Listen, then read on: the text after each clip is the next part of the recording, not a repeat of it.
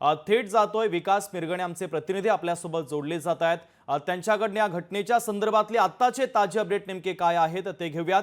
विकास, महत्त्वाचे अपडेट काय मिळतात, कारण 13 जणांचा मृत्यू या दुर्घटनेमध्ये झालेला आहे।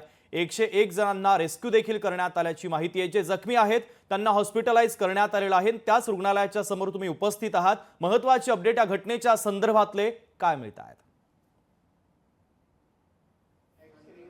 सेंट जॉर्ज या रुग्णालयामध्ये 9 रुग्णालय जे आहेत ते इथे ठेवण्यात आलेले आहे। त्यांच्यावर प्राथमिक लेवल जे उपचार करण्यात येत आहे, ज्या पद्धतीने उपचार सुरू करण्यात आले, शासनाचे मुख्यमंत्र्यांनी सुद्धा निर्देशित आरोग्य प्रशासनाला देण्यात आले। जे जे सुविधा त्यांना देण्याची आवश्यकता आहे त्या सर्व सुविधा, जे एक्सरे जर काढायची गरज असेल ते तातडीने एक्सरे करण्याची सूचना जी आहे राज्याच्या सरकारच्या वतीने देण्यात आलेली आहे। त्यामुळे सेंट जॉर्ज रुग्णालयामध्ये साधारणपणे 9 रुग्णांना इथे ठेवण्यात आलेले आहे। अश्विनी हॉस्पिटलमध्ये जे आहे तिथे सुद्धा 9 रुग्णांना ठेवण्यात आलेले आहे। त्यामुळे वैद्यकीय पथक जे आहे ते सुद्धा हॉस्पिटलमध्ये दाखल करण्यात आले। डीएन सुद्धा इथे येऊन गेलेले आहे। त्यामुळे प्रशासनाच्या वतीने, राज्य सरकारच्या वतीने संपूर्ण जे इथे दाखल झालेल्या रुग्णांना पूर्णपणे जी व्यवस्था आहे ती पूर्णपणे करण्यात येत आहे। कारण सरकार, मुख्यमंत्र्यांनी सुद्धा त्या रुग्ण जे इथे आहेत त्यांच्याशी संपर्क केलेला आहे। प्रशासनाशी मुख्यमंत्री संपर्क करतायत आणि शासनाच्या वतीने सुद्धा 5 लाख रुपये जे आहे ती घोषणा सुद्धा करण्यात आलेली, जे मृत पावले त्यांना, आणि रुग्णांना जर गरज असेल त्या पद्धतीने राज्य सरकार मदतीचा ओघ जे आहे तो सुरू ठेवणार आहे।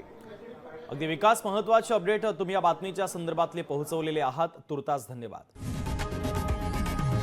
लोकशाही मराठी ऐका, पहा, जागरूक रहा।